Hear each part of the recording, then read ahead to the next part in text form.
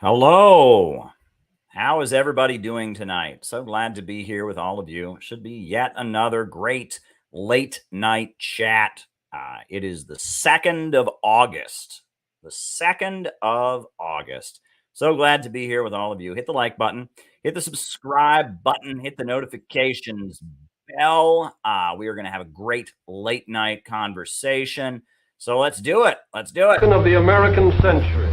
I say that the century on which we are entering can be and must be the century of the common man. A radical redistribution of economic power. I mean, we know that racism is just a byproduct of capitalism. Everything would be all right if everything was put back in the hands of the people. We need a government that will make sure Americans are taken care of and organize the economy to serve the people, not the profits of a wealthy few. We now have the techniques and the resources to get rid of poverty. We got to start getting out there with the people. Get out of the movement and get to the masses. We need a government of action.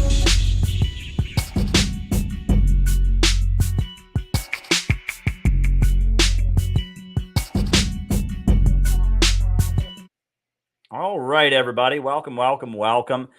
So glad to be here with all of you tonight. So glad to be here with all of you tonight. Hit the like button, hit the subscribe button, hit the notifications bell.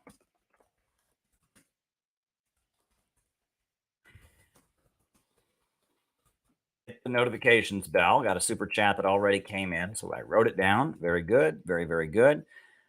So yeah, the way we're going to do this tonight, just like we do every night, is I give these opening remarks, which I'm doing right now, just, talking about what it is I want to talk about. While I'm doing that, I do what I just did and I write the super chats down. They're not just super chats though, right?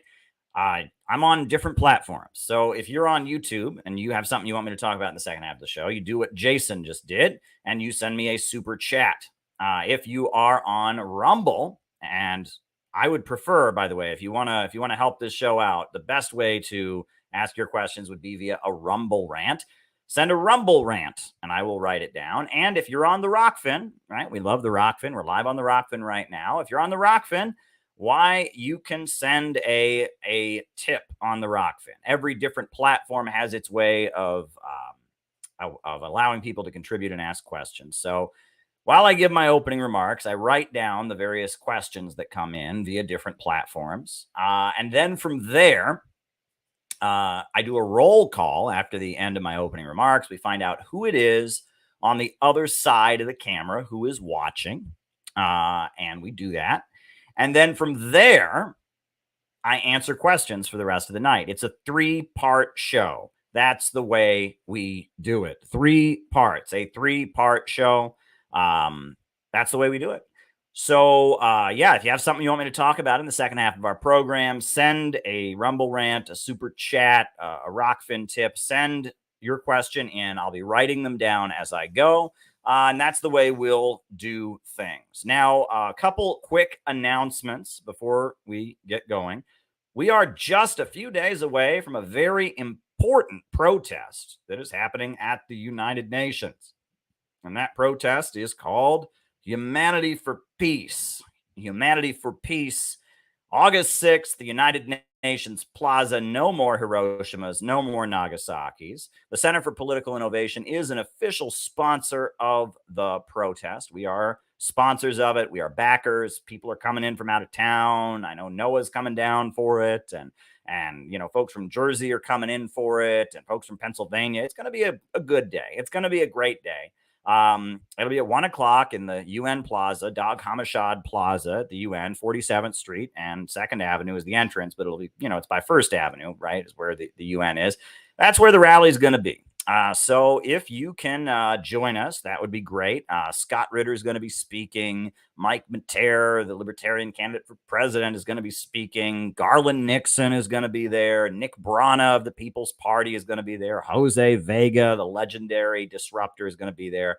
The Party of Communists is sending people. It's going to be, it's going to be a whole shebang, as they say, a whole shebang, right? It's going to be great. It's going to be awesome. I'm sure. I mean, it's going to be all the forces that are serious about building a peace movement are going to come out. Nate from Chicago is saying he's going to go and he's going to be wearing his CPI shirt. Well, be in touch with us, Nate, right? Because we're going to huddle up beforehand. So be in touch with us, Nate. Reach out, be in the chat group because we're going to huddle up beforehand, CPI, and and make our entrance together, right? Security is always important at these kinds of events. But yeah, it's going to be a great day. So I would encourage people, if you're a CPI member and you're going, please get in touch with me. If you're not a CPI member and you just want to come by, please do. It's going to be a great event. I think it's going to be awesome.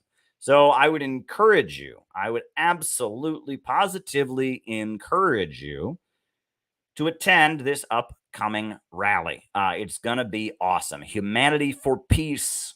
No nuclear war, peace with Russia, peace with China. Very important event. Be there. Gonna be important. Put that in your pipe and smoke it. Don't forget it. Next announcement that we're going to make. This is another important announcement. And this one doesn't even require you to leave your house or even stand up. You can just take your phone out and do it on your phone, which is that every single morning, you heard me right, every morning, not every Monday, not every Tuesday, not every weekday, every single day, the Center for Political Innovation has a morning message that airs on the YouTube channel. Morning message from the Center for Political Innovation every single day. Every day. Can you believe it? Every single day we do this. And we're going to have another one tomorrow, right? I did one for today. We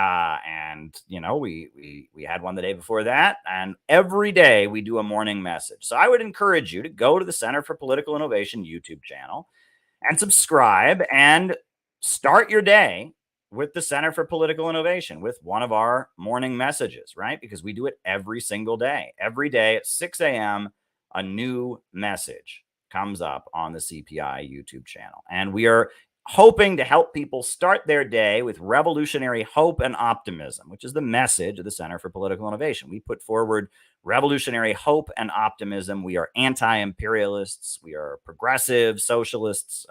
We are constructive socialists. We are anti-imperialists. We are in solidarity with Russia and China. We believe in the rebirth of America with a government of action that'll fight for working families. So start your day with us. And it's not just me, right? I did one the other day. I've done 2 of them so far, but Noah has done 2 of them. Other people have done 2 of them. And every morning we do that. And if you want to become a member, you can just join. We would love to have you as a member. We need more members. We have 106 members at this point, I believe. And that number is always rising. And we will put you to work. We will have stuff for you to do, especially coming up in the fall. We got a lot of planned activities coming up this fall. So join the Center for Political Innovation. We can always use more members. Am I familiar with Yu-Gi-Oh?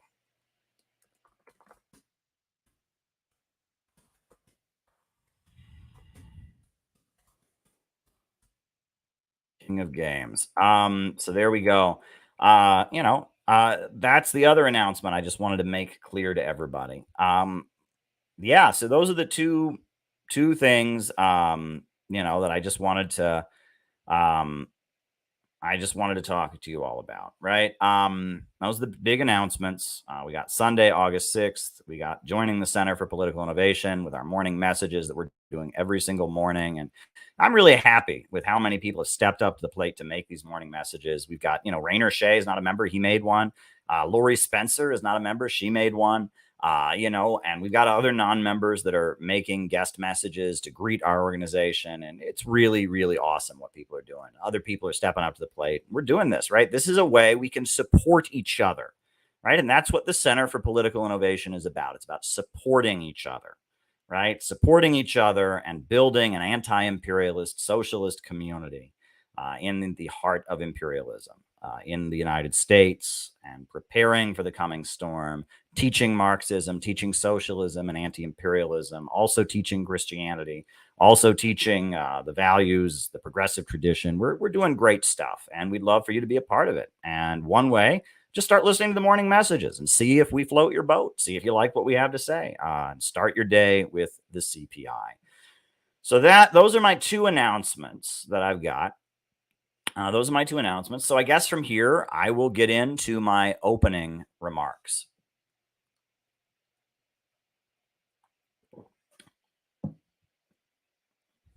Welcome, everybody. So for my opening remarks tonight, I wanted to talk about a few things that are on my mind, a few current events that are on my mind, some of them U.S. related, some of them international, just a few things. First thing, right? I like a lot of what RFK is saying about Russia, about de-escalation, about big pharma. But, we don't support any candidate in the Center for Political Innovation. There's members of our group that really love RFK. There's members of our group that really love Cornel West. There's members of our group who really love different candidates, right? And, we do not endorse any candidate. But, I will be honest, and that I like a lot of what RFK says. And I find the way people are just some people in the anti-imperialist circles just seethe with hatred for RFK.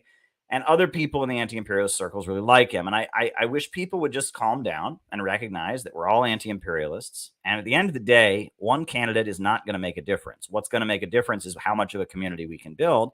In order to build that community, we need to be able to talk to RFK supporters, Marianne Williamson supporters. We need to be able to talk to MAGA people, all dissidents we need to be able to talk to, Cornel West supporters.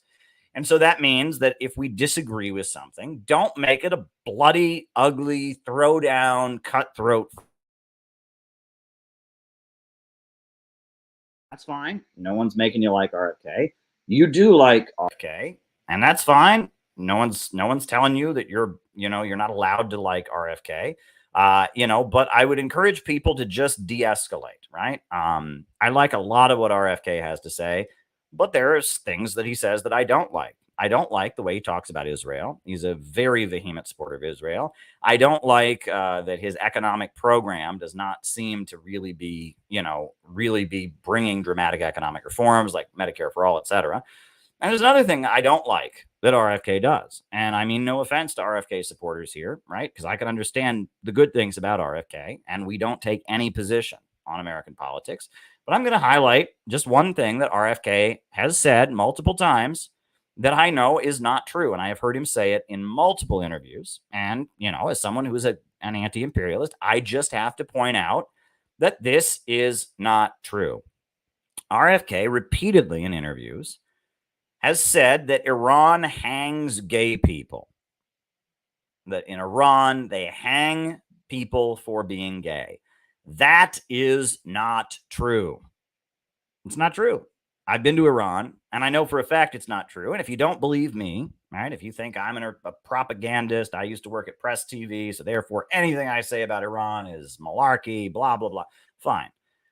Maybe you'll believe the New York Times. This is what the New York Times said. In 2015, the New York Times, they had an article by their reporter in Tehran, and this is what he said. Contrary to what some might think, there is no law here against homosexuality.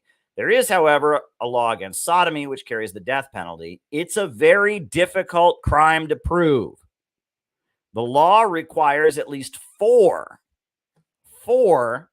eyewitnesses who must be pious Muslims and who must also explain what they had been doing to witness such an act.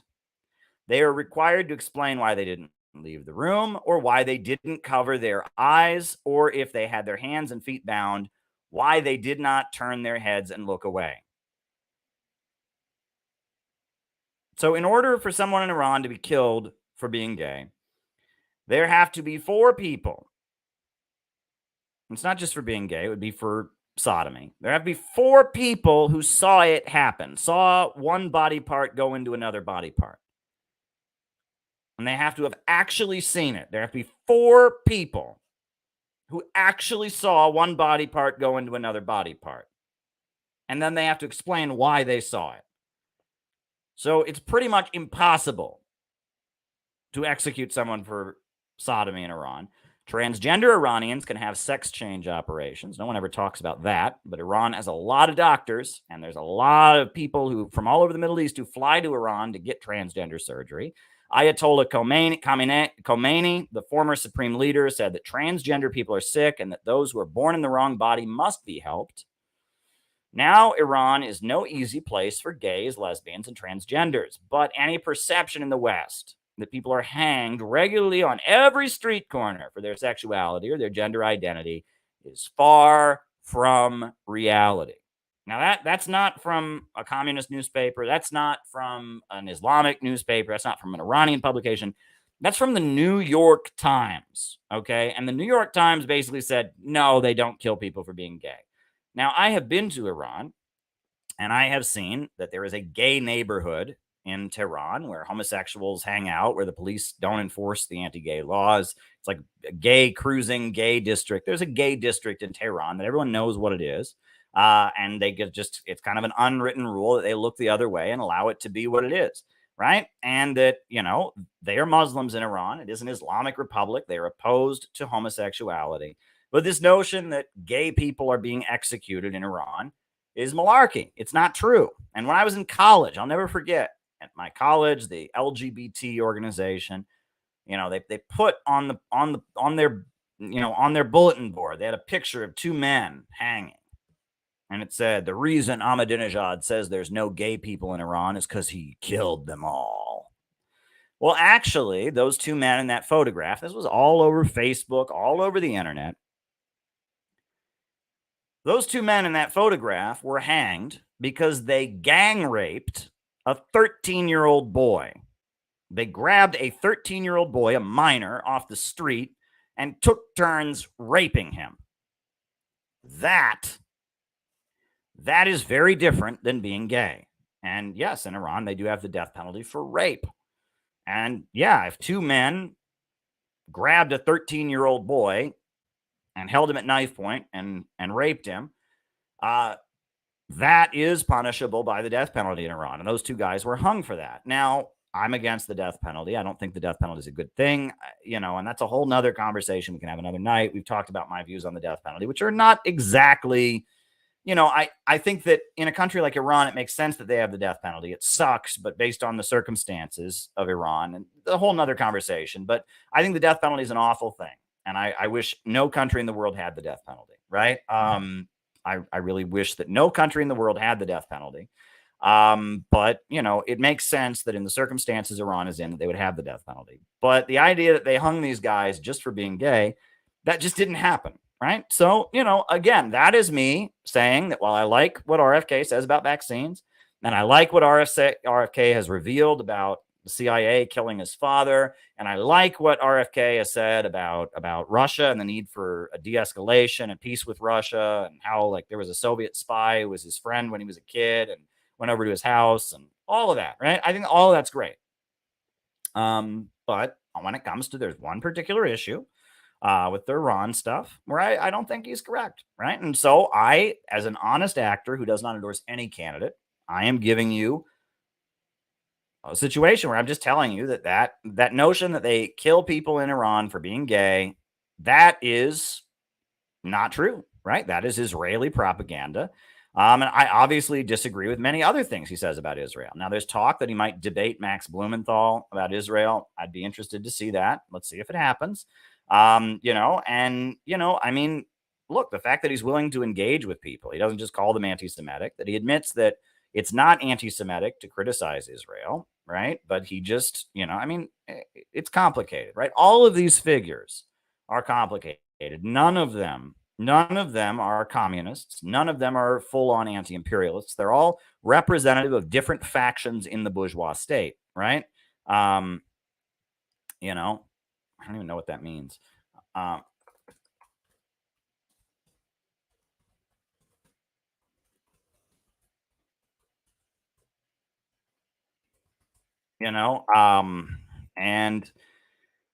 It's just important that we keep a clear head and we provide analysis. So yeah, I just wanted to get that one. That was the first thing I thought I'd comment on in the news for tonight. The next thing I want to comment on tonight, Donald Trump has been indicted. And we already know he was indicted in New York for falsifying business records. We also know he was given a federal indictment in Florida for mishandling classified documents. But today they brought the hammer down. Donald Trump has been indicted for conspiracy to defraud the United States and for interfering with election procedures. They brought the hammer down this time, right? And Trump is going to appear in a federal court on, tomorrow. He'll be in federal court, and and they're moving ahead with a speedy trial. And I mean, it's looking like they're going to make Donald Trump run for president from a jail cell. Now, first things first, when it comes to January 6th, at this point, we know that January 6th happened the way it did because of federal informants.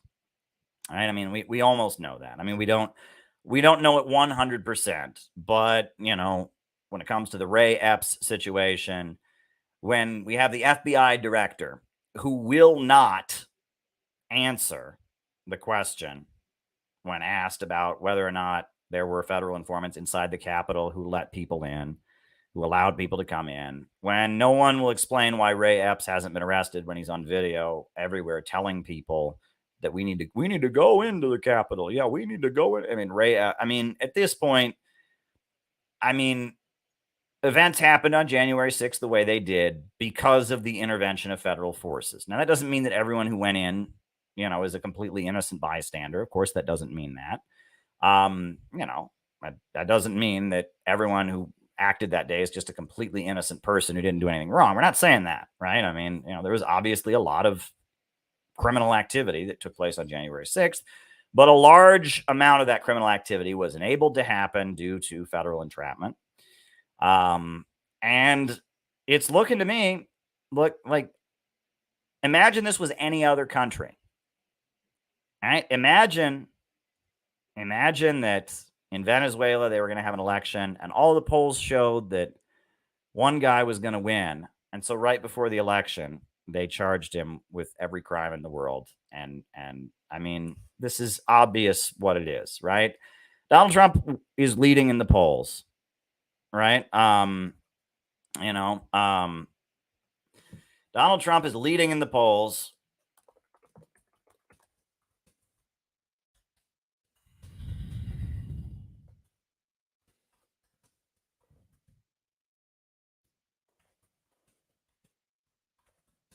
And they're trying to put him in jail.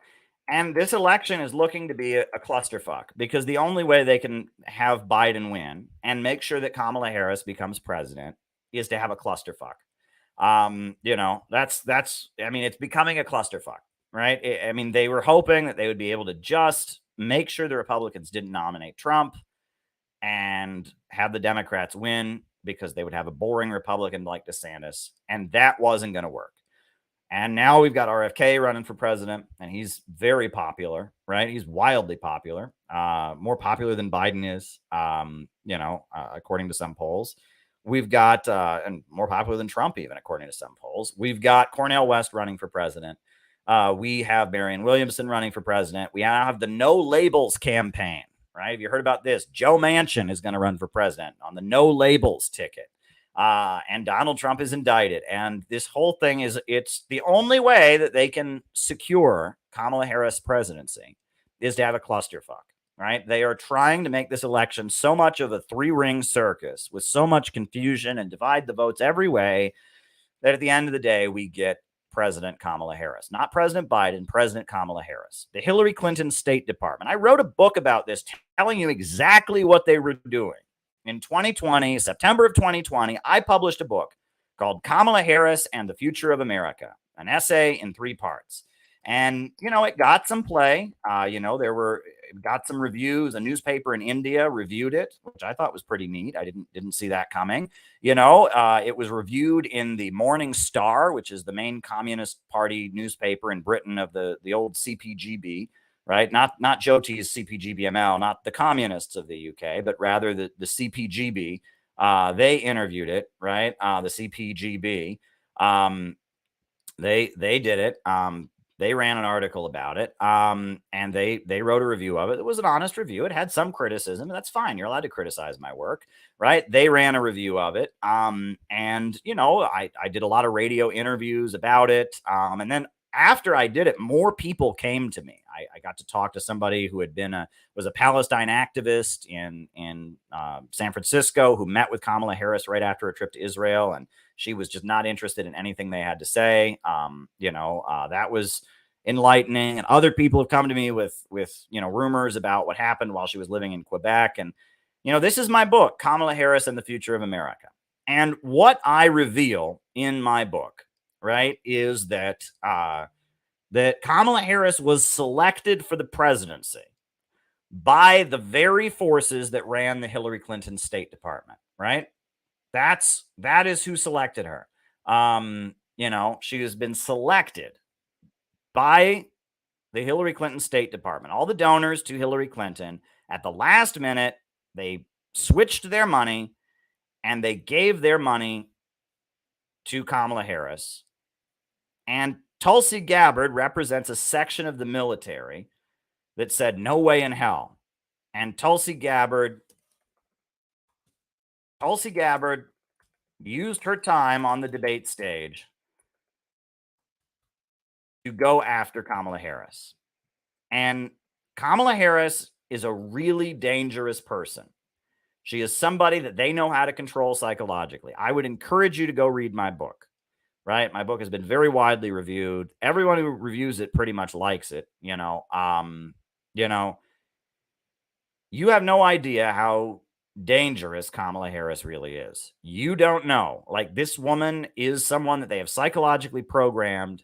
She will do what they tell them, and they want more global catastrophe and insurrection. They want more Arab Spring chaos, right? I mean, that's important for you to be aware of.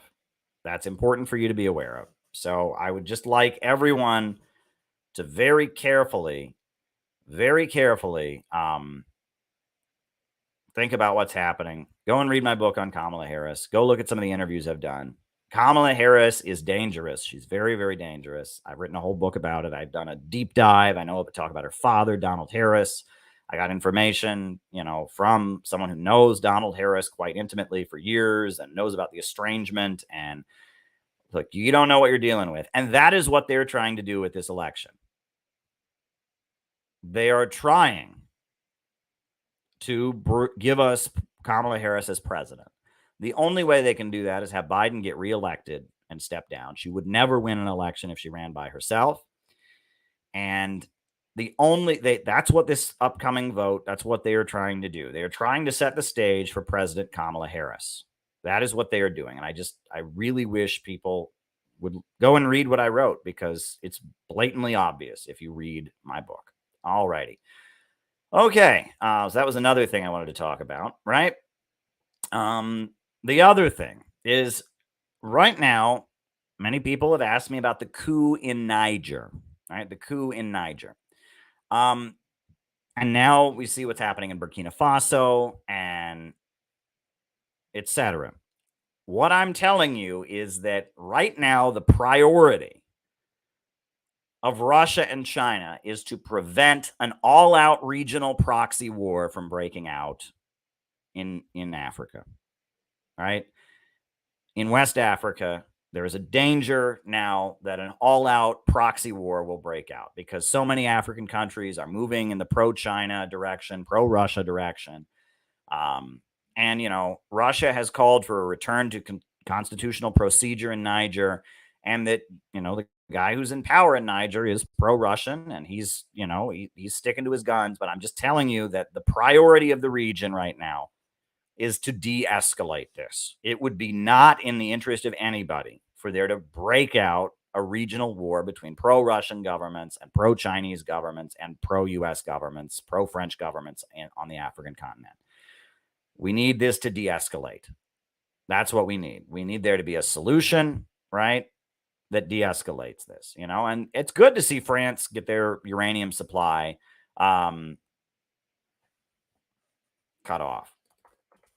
And that's good, right? It shows that their colonial relationship with Niger,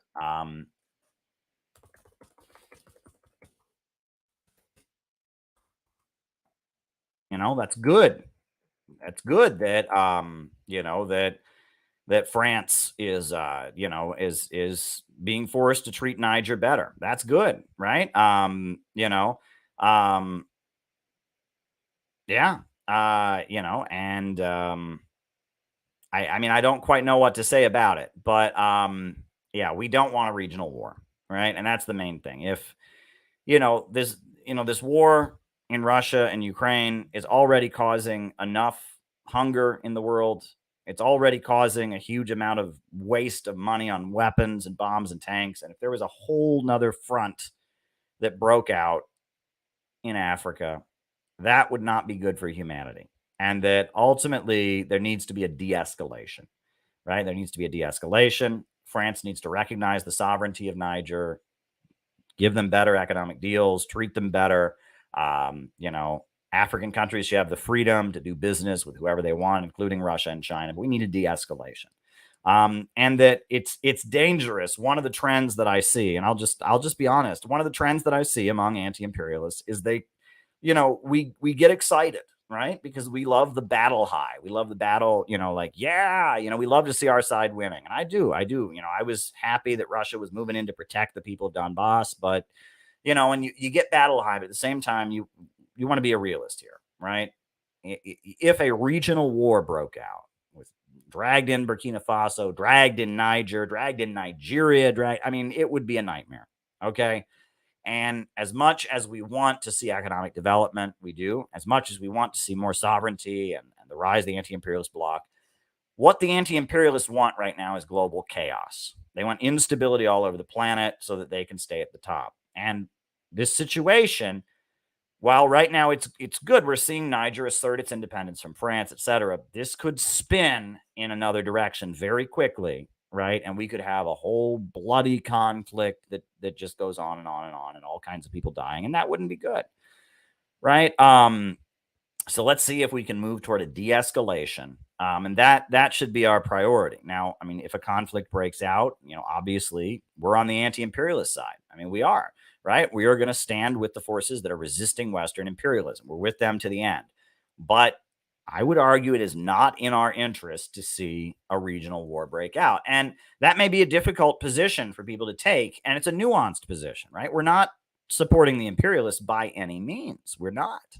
We are not supporting the imperialists. And we are not by any means denying the right of people to fight back. But we are saying that an escalation would not be in the interests of the people. And that if we just, the tone of rah, rah, go get them, trust me, right? There's an it's hard to, there's different ways of phrasing these things, but I think that we should call for a de-escalation, peace through economic development, etc. All right. That we don't want to see this blow up and explode. And that's one bit of advice I would give people. So couple other things. Another thing, right?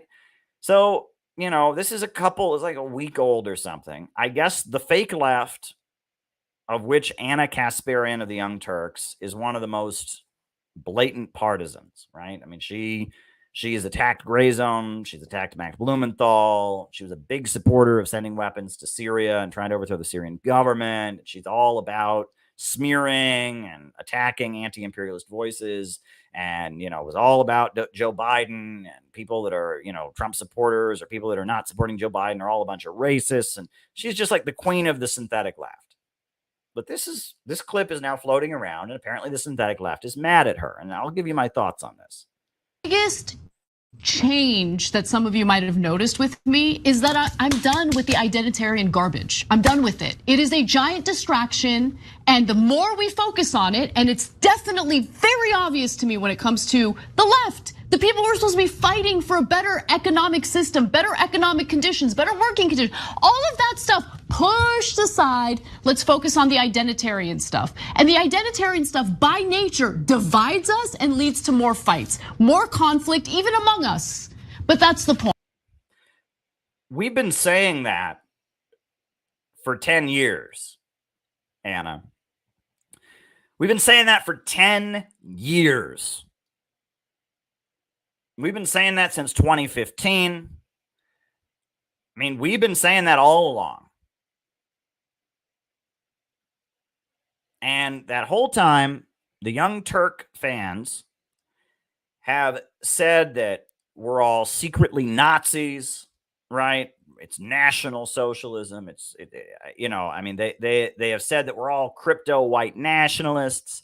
They've said we're white supremacists, that we're all fascists. They've said that we're racist, sexist, Bernie bros. We're her brand, her community, the people that she aligns herself with, the BreadTube crowd, for years, anyone who said what she said, they were calling us Nazis, right? And she viciously went after Jimmy Dore. She viciously went after Aaron Mate. She viciously went after Max Blumenthal. She's been relentless in trying to declare all dissident views, anyone who doesn't immediately line up behind the foreign policy of the Biden administration, anyone who doesn't line up behind AOC, anyone who calls for forcing the vote, right? Force the vote and demanding that they actually vote on Medicare for all. Anybody who does that, according to Kasparian and her friends, got labeled a Nazi, got harassed, etc. All of us, right? And that was the argument, right? BreadTube, ContraPoints made this video about how, the way to be a leftist is you play the Da Vinci Code and you look for the secret hand signs. And they all did that, right? And look at me. I have been protesting for years. I videotaped an act of police brutality in Cleveland and got someone acquitted in juvenile court long before Black Lives Matter had ever been tweeted. I have been protesting for the rights of immigrants, for the rights of transgender people. I've been doing that for years, but now it's common knowledge all over YouTube that I'm a Nazi, that I'm just a neo-Nazi pretending to be a leftist, right? Well, that's just because Vosh said so. ContraPoint said so. ThoughtTime said so, right? And they have run my reputation through the mud. And anybody who speaks up, and doesn't go along with their thing, they have declared to be a secret Nazi, secret white supremacist, right? Ben Burgess, right, is the evil person who is whispering in all of their ears, and he knows better. Ben Burgess has been a Trotskyite leftist professor for a long time, and he's the one who advises serfs and ContraPoints and Vosh and all of them, right? Steve Hawson has also worked with them, right? The Cult Awareness Network guy. And they have sat there and they are engaged in a sinister psychological operation, right? And they are fighting against anti-imperialism. They consider anti-imperialist voices like RT, pro-China voices, pro-Venezuela voices, pro-Iranian voices. They consider them to be malign foreign influence, to be foreign disinformation. And they've set up BreadTube as a way to say, oh, yeah, you can be a socialist. You can be interested in socialism. You can be a communist. But all the people that are genuinely anti-imperialists, all the people that are aligned with the communist and socialist countries around the world, they're all actually Nazis. They're all actually white supremacists. They want to kill the Jews, etc. Right? And this is a sinister operation that Ben Burgess and Steve Hawson have been directing, and that people like Anna Kasparian, people like Vosh, people like ContraPoints, people like, what's his name? The Young Turks guy. What's his name? The kind of, I don't even remember his name, right? Cenk Uygur. They have all been carrying out what is a sinister psychological operation by NATO, by the anti-Russian forces, right? And it has had a very dramatic personal cost on me, right? I can't go to anything that's left-wing anymore. Any socialist space I'm not welcome in, basically. And they have done all kinds of vicious things to me. But now they're just coming out with this, oh, yeah, we hate identity politics too. Really?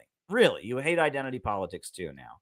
But I think what this video is more indicative of, right, taking the disingenuousness of these people aside, is that at this point, the population is sick of the wokeness. Everyone can tell that. Everyone's tired of woke. Everyone is tired of woke. Everybody's tired of it, even though it's what you're supposed to believe. Everyone's tired of it. Everyone's tired of it. Nobody likes Greta Thunberg. You walk around the streets of New York, right? Everyone's just loving Greta Thunberg. Wrong. right? Walk around the street of New York, right? People are all worried about, a book that's been published that says that has white privilege. No, they're not. It's all manufactured from above.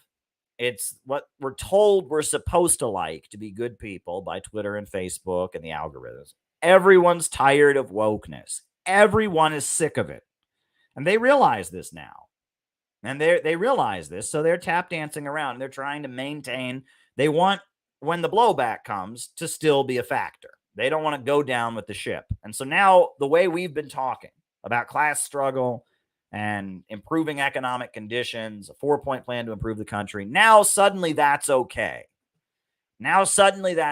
Even though, right, it was said that apparently our 4-point plan at CPI, our 4-point plan was pure white settler colonialism. That was one of the claims that was made against us. Well, now they're tap dancing around to say that, oh, it is okay. It is okay to talk about this. And I see we have a Chris Leon sent us a super chat. What are your thoughts on funded the movie Sound of Freedom, aspiring to be Mexico's president? All right. Thank you, Chris Leon. I'm putting it on the list. I did see it. It was a Rockfin tip from Chris Leon. I saw it, and you're on the list. You are on the list, and thank you. Thank you, Chris Leon.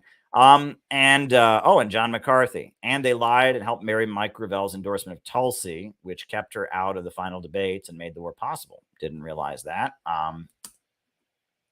Buried Mike.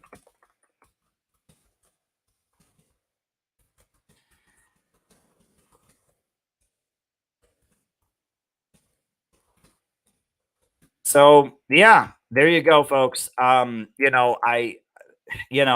that's disingenuous from Anna Kasparian, but I think it shows that we're winning, right? That wokeness is on its way out, and they're tap dancing and trying to remain relevant. I think that is what all of that shows. That's what I perceive as having gone on there. So that's what I've got for my opening remarks for tonight. Why don't we do the roll call? I will call you all out as I see you. And we've got a Rumble rant too. Historically, who is the most effective anti-globalist? All right. Very good question from Delta V. Delta V. Historically, who's the most effective anti-globalist? And thank you, Delta V, for your Rumble rant. And you are on the list as well. I'm putting you on the list, Delta V. Very good. Very good. And thank you, Delta V. Glad for that. And Rumble rants are greatly appreciated. So now we're going to do our roll call, where I will call you all out as I see you. Names and locations. Who's with us tonight? We got Mark in Utica, New York. Gonzalo Diarg. Gonzalo in Argentina. And names and locations on all platforms. I'm looking at the Rockfin. I'm looking at the Rumble. We got Kiwi Corner 88 in Auckland, New Zealand. Welcome, Kiwi Corner 888 in Auckland, New Zealand. Welcome. We got Bendigo, Australia, David Fox. Rupert from England. Nate in Chicago. Sage in Milwaukee. Neon Fuzz, Chester in England. Patch in Arizona. Jenny Lynn in Cincinnati. Green Dragon, Modified Grapes. Upstate New York, Phil DeBreeze, Killian in Milwaukee, Ellie in Chicago, Ben Bourgeoisie, Christian, Destin Schlesinger in Ohio, Cleveland. My birthday happy birthday in Springfield, Massachusetts. Christopher in Texas, Noah Shank in Boston. Mariah says pray for Gonzalo Lira. Welcome, Mariah. She's in North Carolina. Heidi in Edinburgh, Scotland. Bob Troy in New York. Chris in Salt Lake City. I'm looking at other platforms. Diana in Sweden, right? Very, very good. Very, very good. Rice in Adelaide, Australia. Klaus Kinski in Germany. Alex from Brazil. Colin in Greensboro. Welcome. So glad to have you with us. People on other platforms. Rumble folks, give your names and locations. I'll call you out. Rockfin folks, give your names and locations. I'll call you out. But we're on all platforms here tonight. Calling out people, calling out names. John McCarthy in Chicago. Anthony in Fort Worth. Welcome. Micah in Las Vegas. Svitlana in Astoria, New York. Welcome, Svitlana in Astoria, New York. Welcome. Tampa, Florida, Herb Bryant. Jason Hunt in Chicago. ZZZ. All right. Supporting the Z. Very, very good. All righty. Anybody else? Names and locations. Names and locations. I always want to call people out as I see them, give people the proper shout out.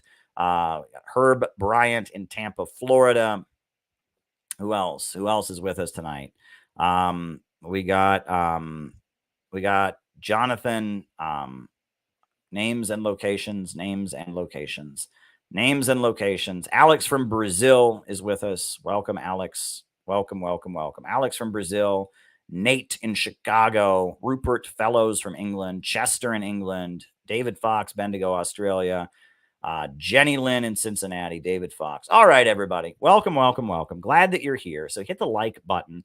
Hit the subscribe button. And hit the notifications bell. If you're on YouTube, be sure to crush that subscribe button. They are messing with me on the subscriptions like you wouldn't believe. And that's why we're transitioning away. Oh, we got James in Boise, Idaho. Welcome, James. James is on the Rockfin. And James and other people on other platforms, right? We got Bruce in the Philippines. Welcome, Bruce. You know, we're transitioning. I'd like to be on Rumble more. You know what I mean? I'm not going to give up my spot on YouTube, right? Because, you know, YouTube is the biggest platform. It's the biggest audience. But I am starting to transition to other platforms because I feel like it's rigged against us, right? We got 19 people watching us right now on Rumble. And that's great, right? And we are just going to keep, you know, we're going to keep going. We're diversifying, as they say, you know, because we want to get around the tech censorship. And ultimately, we know the online stuff is rigged. We're focused on building a real in real life community called the Center for Political Innovation. That's what we're doing. So before I start answering super chat questions and other questions that people have that have come in, and I've got them written down. We got 8 questions that have come in so far. If you have more questions, please keep them rolling in, right? I'll be writing them down. But while we do that, I actually want to play a song that I have become particularly fond of in the last year. And this is a song that was made popular by Elvis Presley. It's called If I Can Dream. And apparently it was written after the assassination of Dr. Martin Luther King Jr. Elvis Presley made it famous. And I found a version of it that I can get away with playing on YouTube that was performed by a church choir, a church band in New York City. They got away with playing this. Oh, we got Pios from Spain. Welcome. Leonard from somewhere in the United States. Welcome, Leonard. So I'm going to play this song because I've gotten to be particularly fond of it. And then we'll have our second half of our show, and I'll start answering your questions. I've got a lot to say about some of these questions. So I'm going to play If I Can Dream, which is, you know, it's just a really great song. I'm going to play a version of it I can get away with playing on here. The Elvis version wouldn't work, but this one I can get away with, and we'll do If I Can Dream. And then I'll start answering questions. So if you got more questions, shoot them my way and I'll start answering them. All right. If I Can Dream.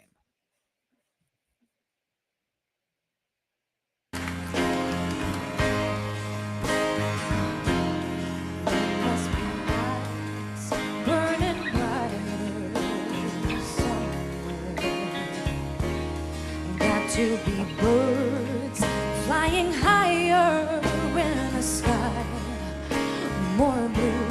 If I can dream of a better land where all my brothers walk hand in hand, tell me why, oh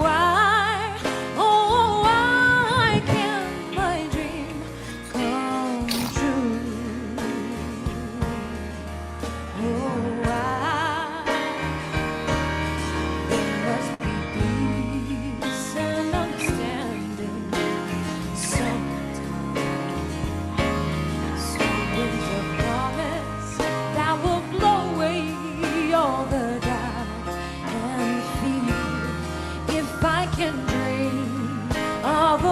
Sun where hope keeps shining on everyone. Tell me why, oh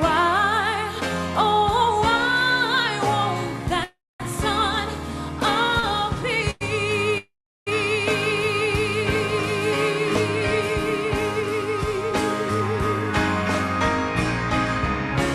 We're lost in a cloud with too much rain. We're trapped in a world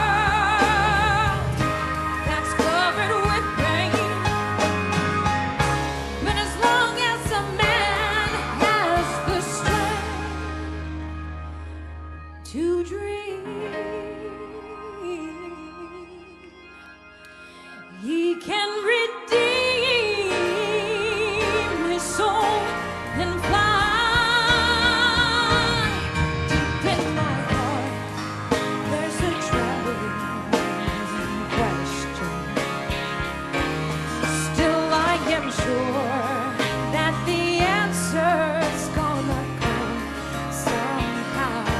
Out there in the dark, there's a beckoning candle.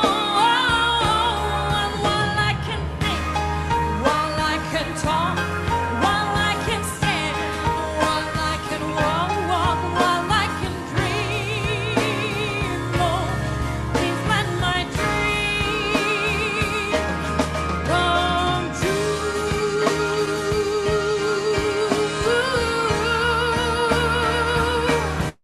right now.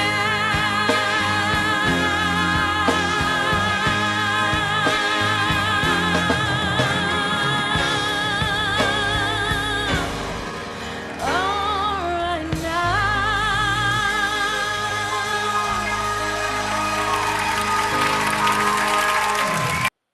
Yes, folks, I'm the kind of person that likes to listen to the same song over and over and over again. I really do like to do that. And so I'm careful to try and not do that on these streams. I know other people are not like that, right? If the song is not to your liking and the person just keeps playing it over and over and over again, it can be very annoying. But it's been a while since I played that version of that song on this stream. So I thought that it was time I could probably play it again. So that's what I decided to do. So now is the time where I start answering people's questions. Just wanted to throw this out there, since we're on here. We had a great patrons only stream yesterday. I thought it was great. Went over almost an hour and 20 minutes. It was really, really awesome. I thought it was tremendous. It was absolutely tremendous. And we're going to try to do more of them now. We're trying to, kind of rebuild the Patreon. So if you want to be included in future patrons only streams, and if you want our books, every time we publish a book, you'll get one mailed to you. If you send your address and stay on top of me, then I would encourage you to sign up for the Patreon, and become a supporter of my work. Become a supporter on Patreon. We always could use more support on Patreon. That's one thing. If you're not ready to join CPI and become a member of the organization, if you're just, an observer, but you want to support the work that I do and the videos that I make and the books that I write and the conferences I put on and such, and you don't want to join CPI, join the Patreon. And right now we're thinking of different perks that we can offer for people who join the community. So if you have an idea of what perks we could offer by joining Patreon, I'm open to suggestions. You know what I mean? But I would really like to rebuild the Patreon. So I'm open to different suggestions. It was a great patrons only stream. And there you go. So there's that. Wanted to throw that out there. But now I will start answering people's questions. And so we have one Rumble rant that came in. And I think I'm going to answer the Rumble rant from Delta V. I'm going to answer that first, which the Rumble rant is historically, who was the most effective anti-globalist? Well, Delta V, I got to tell you, the event that was pivotal in changing the course of human history, that opened the floodgates of resistance to globalism, was the Bolshevik Revolution of 1917. And there's no way to deny that. Lenin wrote the book Imperialism, the Highest Stage of Capitalism, which tells you what globalism is economically. Globalism is called imperialism. Capitalism previously was industrialists, factory owners, but in the mid-1800s, capitalism began to become the rule of the world by banks, bankers, financial institutions, and finance capital became dominant over industrial capital. And then finance capital began spreading its tentacles all across the planet. Consider adding patrons to your ending credits, as your skull says Delta. I appreciate the suggestion. And the bankers became dominant over the industrialists, and then they began seizing parts of the developing world, parts of Africa, parts of Asia, India, Latin America. They began seizing parts of the colonized world as captive markets and holding back development with the export of capital.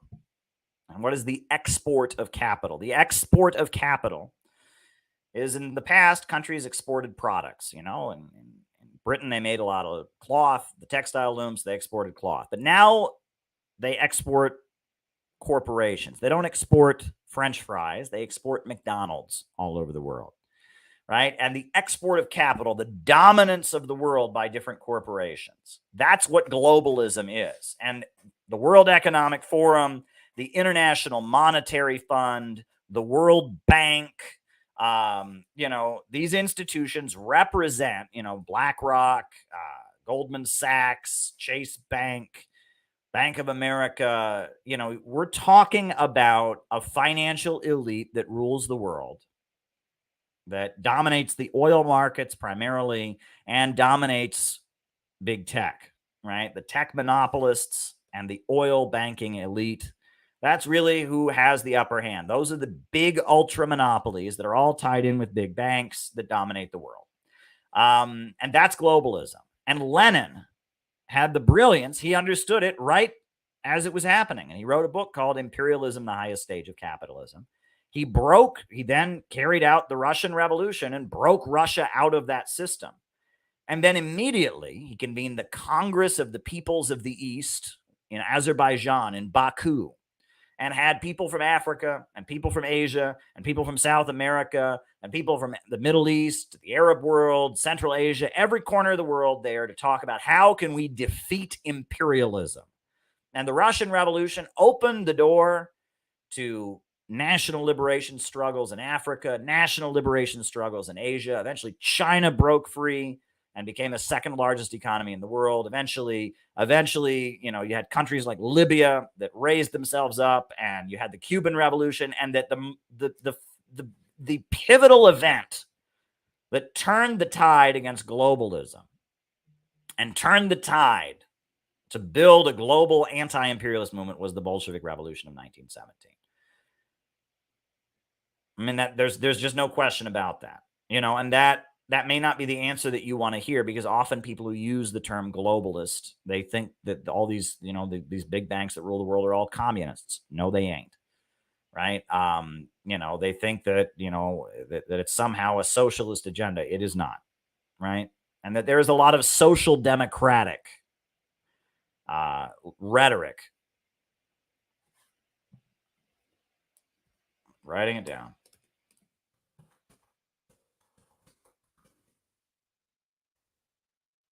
There's a lot of social democratic rhetoric, right? That the Fabian Society in Britain and talk of human rights and all of that's been kind of essential. And that the upper levels of capital, they tend to have a more liberal, touchy-feely human rights, social engineering perspective, as opposed to the lower levels of capital that just want to make money.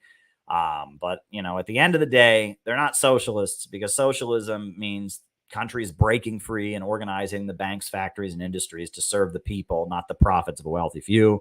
And globalism is the rule of the world by big corporations, reaping in super profits and driving and grinding countries into poverty, a global financial empire. That's what globalism is. It's imperialism, the highest stage of capitalism. So, unfortunately, because of the political confusion that followed the fall of the USSR, and because of a number of different factors, we now have the point where a lot of the people especially in the West, who are opposed to imperialism, think it's communism.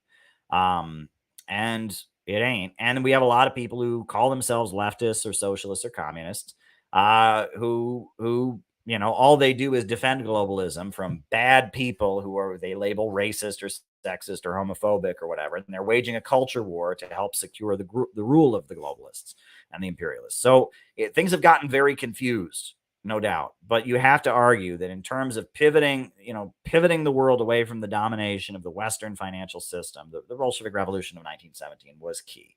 It was absolutely key. It was absolutely key. And so you have to acknowledge that, right? There would be no modern China as it is. There'd be no modern Russia as it is. There would be no, Cuba. There would be no, Libya under Gaddafi. There would be none of this would have ever happened if it hadn't, the Arab nationalism of the Middle East, Abdel Nasser in Egypt, Bashar Assad in Syria, Saddam Hussein in Iraq. None of that would have ever happened if it hadn't been for the Bolshevik Revolution of 1917. And that's just, you have to acknowledge that. So there you go. All right. And so now I'm going to start answering the other questions. I want to do the Rumble rant first because I want to give attention to the Rumble rants. And Delta V also suggested doing a credits with my patrons on it. That's an interesting idea. I haven't thought of that one before. So there we go. But next, next, I'm just going to start answering the super chats, and we'll also be sure to answer the Rockfin question from Chris Leon that came in. So first question, is Copeland's Bonapartism taken from Trotsky? My friend Jason, this is a very inside baseball question, right? This is a very specific niche inside baseball question, but Jason is asking me if the definition of Bonapartism that I use in chapter 2 of my book that I quote from Vince Copeland, the writer, if that definition is taken from Leon Trotsky.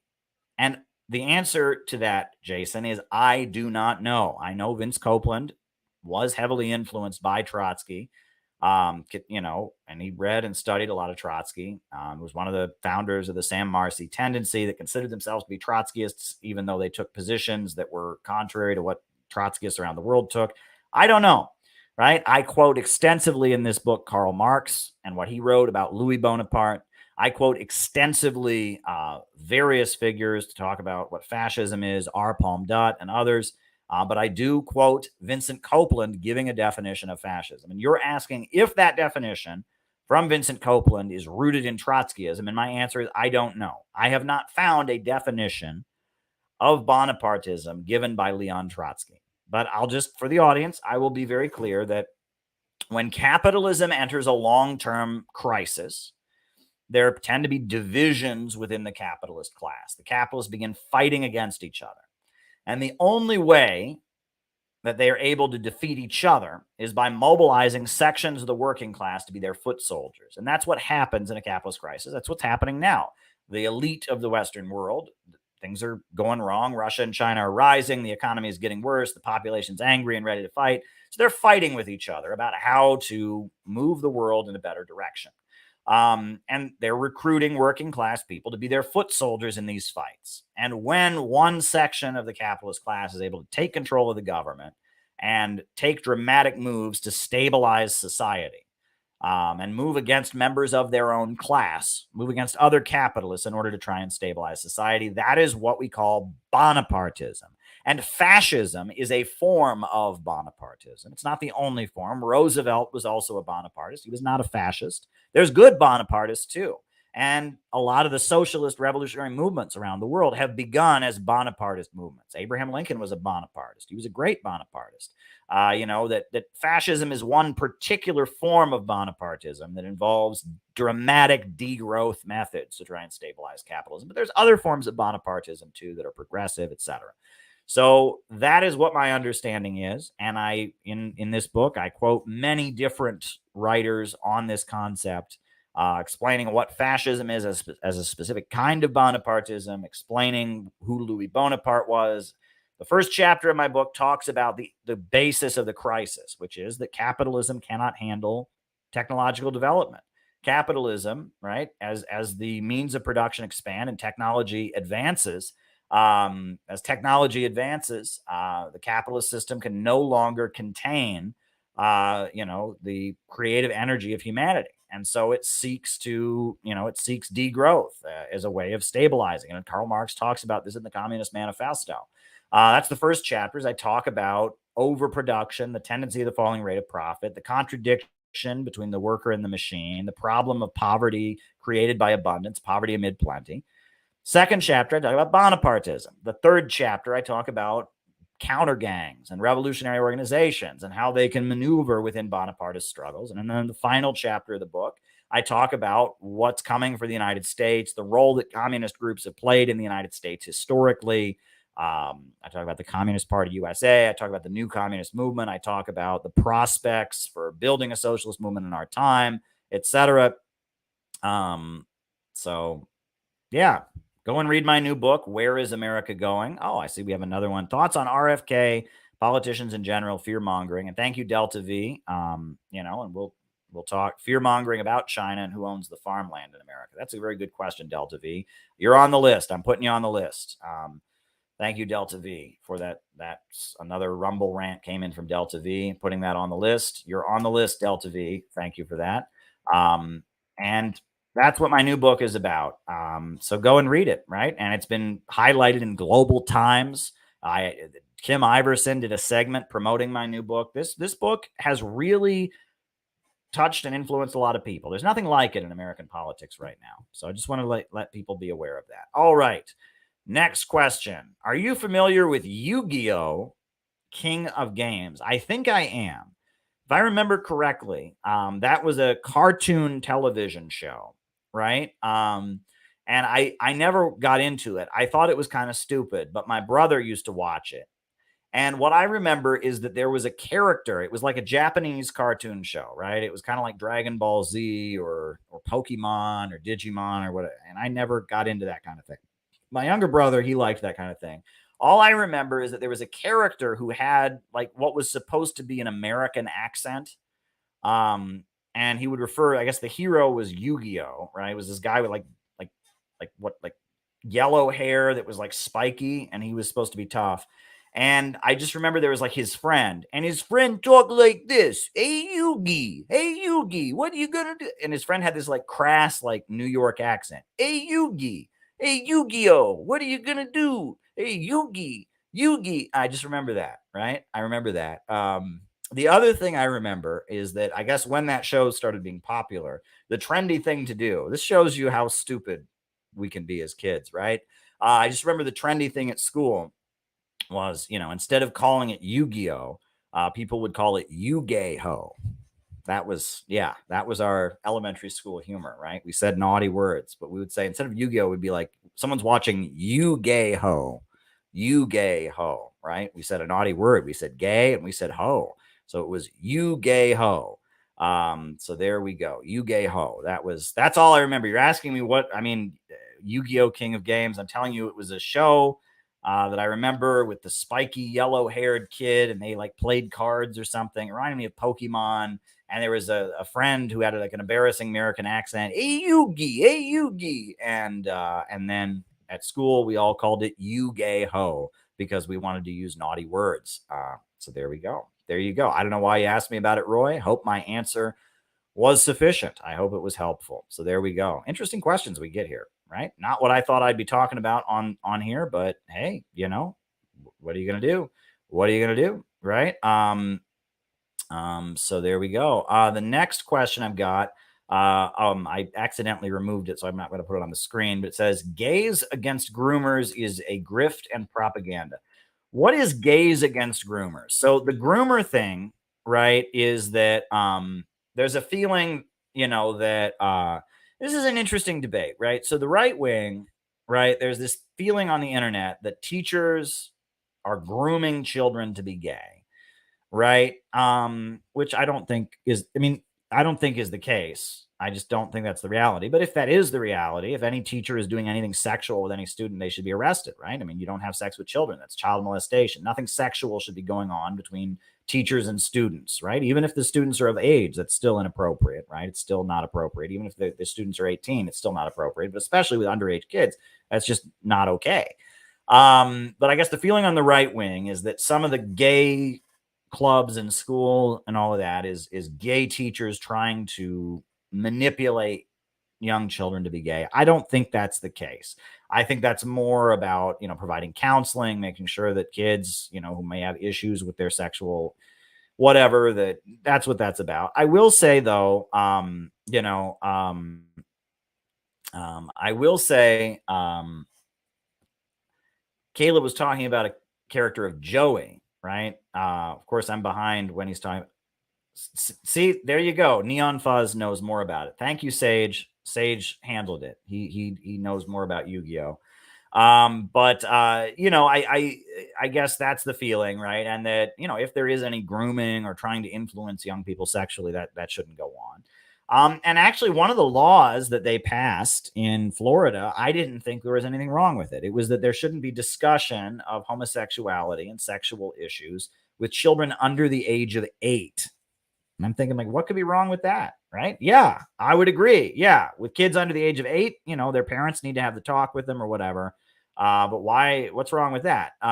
So I guess some of the stuff I hear from conservatives around the groomer thing sounds paranoid, right? It sounds a little bit paranoid, right? But then at the same time, like, at the same time, I hear, people saying, like, I don't know, like, I mean, what in the world would be wrong with outlawing discussion of sex with kids under the age of 8? I don't think teachers should be talking to kids under the age of 8 about sex. They shouldn't be. Right. So, I mean, and when people are opposing that, what's going on? Right. And so I don't know, a lot of the debate, and thank you, Kiwi Dave. I'm really glad you like what I'm doing here. I really appreciate, you liking what I do, and I appreciate the compliment. I guess, I hear a lot of this, and it's like, I'll be honest, on both sides, I hear craziness. On the one hand, I hear this like demand to talk to kids about stuff that maybe they shouldn't be talking to them about. And on the other hand, I hear some like deranged paranoia, there's a pedophile under every rock. And honestly, I don't want to talk about that. I want to talk about economics. I want to talk about class struggle. I want to talk about opposing the wars. So there we go. All right. Someone asked, what happened to Ben Norton? I've watched his videos. He seems to support Russia and China, but he celebrated Daria Dugina's death, and he did. And look, Ben Norton's a jerk. I mean, he's a jerk, and he's in the pocket of the PSL, right? He's in the pocket of the PSL, Party of Socialism and Liberation, and he will not break with wokeness. And look, I've actually come to this conclusion. And this may be a little bit hard for people to swallow, but I am at this point where I'll just say this. I think Danny Haiphong, Ben Norton, Brian Becker, Luna Oy, people like that, they don't actually hate U.S. imperialism. They just hate America. Right? And I mean, that sounds weird, right? Because when I was a kid, that was always, if you were a leftist, if you were a communist, it'd be like, you hate America. Right. And that was just a stupid thing conservatives used to say. Right. And it was dumb. Right. It was a dumb thing. Oh, you hate America. You hate our country. Right. And it was this like nonsensical thing. Right.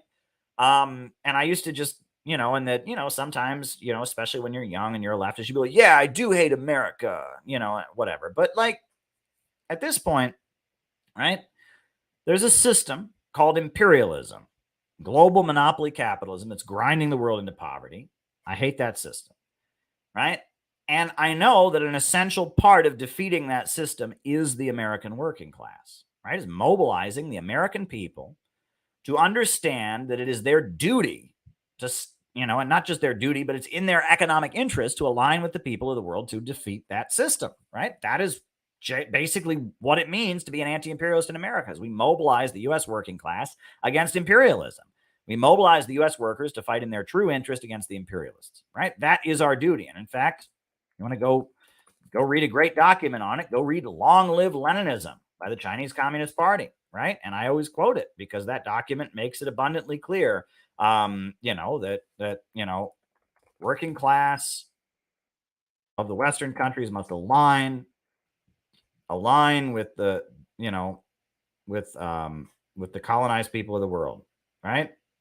That is the duty of the working class in the imperialist countries, right? That is our job, is to align, right? Align with, the struggles for national liberation.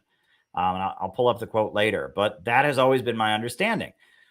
Luna Oy doesn't want the working class of America to align with the people of Vietnam against U.S. imperialism because she thinks the working class of America are all a bunch of racist fools, right? And Danny Haiphong too, right? And he says so. He doesn't think anti-imperialism is in the interest of the U.S. working class. And Ben Norton also, right? He thinks all the Trump supporters are all just a bunch of racist, evil people, and that, they're spreading conspiracy theories and the ultra rich hate the American working class also, and they're trying to grind them into poverty and destroy them so that they can maintain their global system of monopoly capitalism. And, at this point, waging a culture war against the American working class, right? Saying that they're all a bunch of bad people, they're all racist and sexist, and they need to be silenced, and they're bad, and the American flag is racist, and country music is racist, and poor people, and Christianity is evil, and blah, blah, blah. That is something the imperialists are promoting. And Danny Haiphong and Ben Norton and Luna Oy and people like that and Brian Becker, the PSL, they're more loyal to that than they are to defeating imperialism. Because if you actually take defeating imperialism seriously, right, you would understand that we have to mobilize the working class of America against the imperialists. But they don't want to do that because they hate the American working class. They just hate the American working class, and they do hate America. They have a cultural distaste for America. They think that average Americans are bad. The American people are bad, right? And the American flag is bad. The American people are bad. The Rust Belt states, the red states, the South, country music, Christianity, the Bible. They hate anything culturally associated with America. And they don't really care about defeating imperialism, right? They see imperialism as like, oh, there's these people that are victims around the world and the evil Americans are victimizing them. And and that's why he would celebrate the death of Daria Dugina, right? That's why he would celebrate it, because he's look, Ben Norton, you have to you have to hand it to him how stupid he is, right? He lives in Nicaragua, right? Which is an anti-imperialist country. He lives in Nicaragua, and he supports the Nicaraguan government. The Nicaraguan government has some of the strictest anti-abortion laws in the entire world. But when Roe v. Wade was overturned, he was tweeting out that, oh my God, anyone who's against abortion is a theocratic fascist. You're living in a country that is more anti-abortion than America will ever be, right? And that just shows you he just hates America, right? He doesn't hate U.S. imperialism. Right? If he hated U.S. imperialism, he would want to mobilize the people of America to fight in their true economic interests, to trade with Nicaragua, to trade with Russia and China, to oppose the wars. But he won't do that. Instead, he just wants to condemn the American people as a bunch of big, fat, racist, awful people. And that I'm not interested in that. And that's an internet grift, right? It's cathartic. People get on there, and people that are mad about whatever, they get on there and they get to hear that America is evil and everyone's evil, and they're not tied to any real organization or real organizing. All they're tied in with is this emotional cathartic rant about how evil America is, and they feel good about it. And it's not useful. It's not useful. It's not helpful. So yeah, that's my critique of Ben Norton, is that he's a commentator. And I understand Ben Norton, now he defends the Syrian government, but at one point he was going around doxing people that were pro Syria, right? And he was going around, he was very anti-Assad, and he was all about exposing the leftists who were defending Assad and harassing them, which sounds like cop behavior. Now he switched. Now he takes anti-imperialist positions. Now he lives in Nicaragua. That's a good development. I'm glad he changed to be anti-imperialist instead of pro-imperialist, instead of supporting color revolutions. I'm glad he flipped. That's really good. Good for him. But he still hates the American working class. And he's just a jerk. I mean, I've just been around Ben Norton many times. He doesn't look at you when you talk. He cuts you off in mid-sentence. He doesn't respect people, right? I mean, he's just a jerk, right? I mean, I'm sorry, if you've ever dealt with the guy on a personal level, he doesn't have any respect for anybody, right? If you're talking, he will immediately cut you off, right? He doesn't make eye contact with you. He looks up and he just talks up. Oh, I'm so much smarter than everybody else. He talks in this dull monotone, like he's just so much smarter than everybody else. Like, he's a jerk. He's a jerk. He's a jerk. We went to Nicaragua. We were there as election observers, CPI. He didn't acknowledge us. He wouldn't acknowledge us the whole time. He wouldn't even look at us. And he's just sitting there spouting off about how smart he is. He's a jerk. I mean, there's just no way around it. And that's how he takes those positions, right? He thinks that the Rust Belt state people, they're all inferior rabble, right? They're not smart like he is, right? They're not sitting there rabbling off. He ignores people. He goes out of his way to just be a jerk. He's a jerk. I mean, there's just no way about it, right? And I mean, there's just no way around it. But on top of his bad positions, his anti-working class positions, he's a jerk. I mean, I don't know what to say more about it, right? And again, I wouldn't be on here talking smack if he wasn't already talking smack about us, right? At one point he was saying there's no division in the U.S. ruling class, that the notion there's a divide between big capital and little capital is malarkey. Really? So why was Kennedy killed?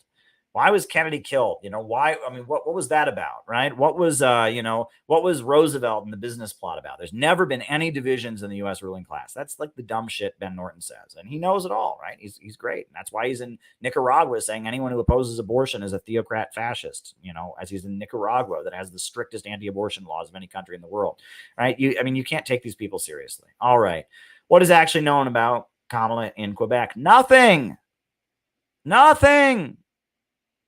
Nothing. Nothing. That's the point. Nothing is known about Kamala Harris in Quebec. Right? We have no idea. Her autobiography says nothing about it. Right? She talks like she just spent her whole childhood in Oakland. She was a child in Oakland. And she spent her teen years with her mother and sister living in Quebec. And she says absolutely nothing about it. Nothing. Which is weird. It's a giant hole in all of her autobiographies. There was this, she spent her teen years in Canada, in Quebec, and says nothing about it, which means that there was probably some trauma that happened there. And I've heard rumors that I cannot confirm, and I'm not going to repeat them on here because I can't confirm them. But that indicates she doesn't want to remember that was a traumatic, painful time in her life. And then she went back to Oakland and graduated from high school in Oakland. So there we go. But she spent quite a bit of time in Quebec and never talks about it. Quite a bit of her teen years were spent in Quebec. All right. And they lied about and helped bury Mike Gravel's endorsement of Tulsi, which kept her out of the final debates. Yeah, and again, is Tulsi Gabbard perfect? No. But all these people that just lined up against Tulsi Gabbard, the way these people are lining up against RFK right now, it's like, again, we're not for any of these politicians. We're trying to mobilize an anti-imperialist and anti-war movement. RFK is not perfect. Tulsi is not perfect.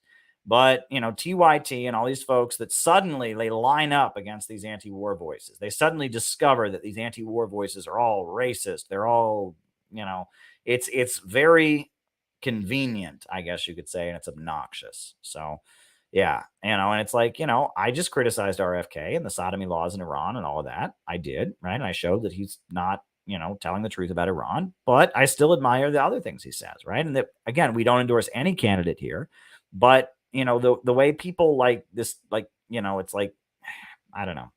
I want us to build a real anti-war movement in America. That's what I want us to build, a real network of anti-imperialist solidarity in America. And that means not alienating and piling condemnation onto everyone who supports RFK because of the good things he says about Russia. So there we go. All right. So then we have a question from Christopher Leon. He's on the Rockfin. He said, what are your thoughts on Eduardo Verastuzzi, who funded the movie Sound of Freedom? He's a shady alt-right character who's aspiring to be Mexico's next president. He's a washed-up actor, used to be Ricky Martin's boyfriend. His focus...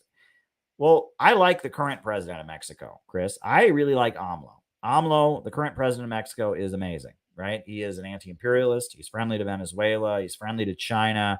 I really like the current president of Mexico. I would hope that AMLO can stay in power and move Mexico in a more anti-imperialist direction. The major communist party in Mexico, the Labor Party, the PT, which is the only communist party in Mexico that has a real base among the population, is called the PT, and they are aligned with AMLO. And AMLO has been very friendly to Venezuela, very friendly to China. He's building airports and stuff, and he's doing the best he can. The Mexican deep state is largely controlled by the American intelligence, right? I mean, the American police have infiltrated the Mexican police like you wouldn't believe, the Mexican Secret Service and all that. So AMLO is a guy with anti-imperialist roots who comes out of community struggles, and they're already calling him a dictator in American media. I like AMLO when it comes to Mexican politics. Now, you asked me about the movie Sound of Freedom. I went and saw it with my wife. I didn't, first of all, I saw it as a movie about a horrific thing called human trafficking, right? It was, human sex trafficking. Human trafficking is an awful, horrific thing. And the movie showed an awful, horrific thing. And it was gross. Human sex trafficking is a gross, gross thing. And it's disgusting and it's horrifying. And, and it showed it in the movie. And, good for them. I didn't particularly enjoy watching it. I don't like crime movies. I'll be honest with you. I don't like crime movies. I don't like CSI. I don't like Law and Order. I don't like movies about, and that's a whole genre of films about sex crimes, right? And I don't like them. I don't like them, right? Now, other people like them for a variety of different reasons, and I'm not here to psychoanalyze and talk about why people like that. My wife likes those kind of movies. I don't, right? I just don't like movies about sex crimes. I just don't, right? The CSI stuff, I'm not into it. This, was it Special Victims Unit or whatever? I'm not into that stuff. Law and Order SVU, and I don't like it. I don't like it, right? It just always leaves a poor taste, a bad taste in when I watch it. And that's how I felt walking out of that movie theater. It left a bad taste in me. Now, I didn't think the movie was QAnon propaganda, right? I saw it as just, it was just a movie about a good cop fighting child trafficking rings. I mean, nothing's wrong with that, right? A cop who doing his job, taking it seriously, rescuing a brother and sister from human trafficking, reuniting a Mexican family with their or I think it's Guatemalan family with their parents and their children. I mean, nothing wrong with that. At the end, they were saying like, "Oh, we need people to watch this movie. We need people to watch this movie and buy tickets for donate money so other people can watch this movie for free." But that was a little bit weird. But I didn't see the movie as being much more than just I saw it as a crime movie. I just, and there were all these people that were saying it was just so amazing. It was just so amazing. I didn't think it was just so amazing. I mean, it was okay. It left a bad taste in my mouth, but I agree with it. I agree with the content of the film. Right. I mean, that it was opposing human trafficking and all of that. But, there was this feeling in the Trump sphere, right, that this movie was just like the best thing that had ever been made. And it was, I wasn't with that. I'm just like, really? Is it? I mean, it's just a movie. I mean, okay, I hear you. I don't know enough about it. I like AMLO. I think AMLO is doing a great job. And, AMLO hasn't been able to accomplish very much, but in the circumstances he's in, presiding over Mexico when Mexico's government is very, very controlled by the United States, that's kind of where I'm at. You know what I mean? So I don't know enough about this guy. And I don't think the movie itself was like bad. I didn't think it would, at one point, they're going to Colombia to rescue the children from the FARC. And I'm like, the FARC has surrendered. So, what rebels, what's, but whatever, and, there you go. I mean, and it's weird that there was like, they declared the movie to be alt-right. And I mean, maybe I can see why QAnon people might like it, but they didn't go full into the QAnon stuff, right? It wasn't like there was a government pedophile ring or something like that. It was just about a cop doing his job. That's what I took from it. So there you go. There you go. All righty. Next question. Can you talk more about what kind of person Lenin was? My understanding is that Lenin was a very nervous and on edge person. He was very nervous and on edge, and that he played the piano to calm himself down, and that he was very dedicated, and he wasn't interested in moralism, right? That he wasn't really interested in, moralizing anything. He was interested in getting the job done. Lenin was dedicated to securing the seizure of power by the Bolsheviks. He was obsessed with it. And he built the party of new type, and that he was very wound up and anxious. He had a nerve condition. He played the piano to calm himself down. And that he wasn't a very good speaker either, that he had kind of a lisp. He struggled to, he wasn't a very good orator, but he was very good at bringing people together and holding people together. He built the Central Committee that eventually built the Bolshevik Party. And Lenin was a very analytical, deep thinking person. He was also kind of cold and calculating. That's how people describe Lenin. He wasn't concerned about moralism, and that he was kind of cold-hearted. People described Lenin as kind of being cold-hearted. And he was very good at kind of holding organizations together, holding the group together. And he was quite nervous and quite on edge. That's what I've understood about Lenin. That's my understanding of Lenin's personality. So there you go. All right. So then there's another Rumble rant question. Thoughts on RFK, politicians in general, fear-mongering about China, and who owns the farmland in the United States? That's like 4 different questions in one. Thoughts on RFK? Well, I've said this multiple times throughout the stream, which is that, I like a lot of what RFK says. I don't like what he says about China. I don't like what he says about Palestine, but I do like what he says about Russia. I do like what he says about Big Pharma. And so it's mixed, right? And that we need to be able to network and be friendly with RFK supporters. And that I don't appreciate the way people are going after RFK supporters. But I opened this stream by calling out RFK for something that he says about Iran that is just not true. Iran does not kill gay people. That is just not true. So there's that. Now, as far as politicians in general, again, we need to build a network of anti-imperialists, people that are dedicated to anti-imperialism. That's what we need to build. And I'm concerned about building a network of people. I'm not concerned about endorsing and campaigning for any politician. Electoral activism can sometimes be important, right? I'm not opposed to participating in elections. But at this time, the Center for Political Innovation is not dedicated to supporting any politician. It's dedicated to building a network. Fear-mongering about China. Look, China is not our enemy. China is a country that has lifted itself up out of poverty, and China is our ally, along with Russia, against imperialism, right? And defeating China is something the imperialists are very dedicated to, and building up solidarity with China and anti-imperialism, anti-war sentiment is something I'm very much all about. Who owns the farmland in America?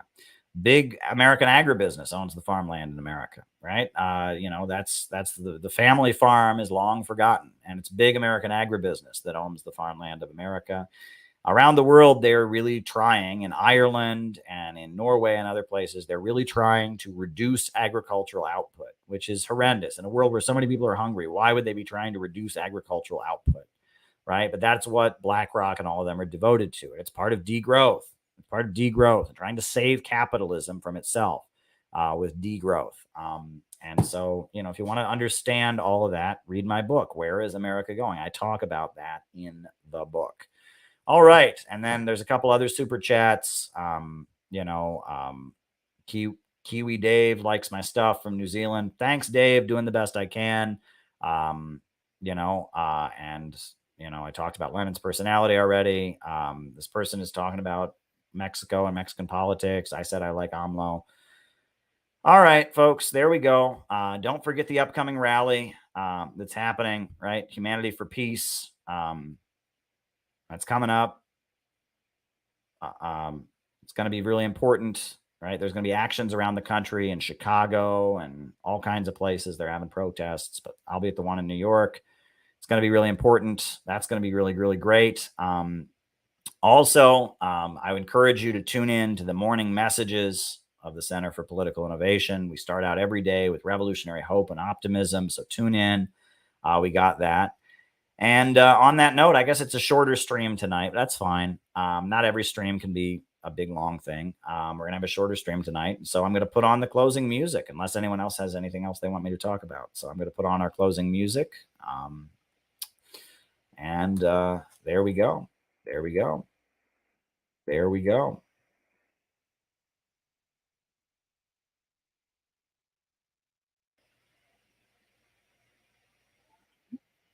In the struggle against U.S. imperialism is now emerging throughout the world. Ever since World War II, U.S. imperialism and its followers have been continuously launching wars of aggression. But the people of various countries have been continuously waging revolutionary wars to defeat their aggression. While the danger of a new world war still exists, and the people of all countries must get prepared, revolution is the main trend in the world today.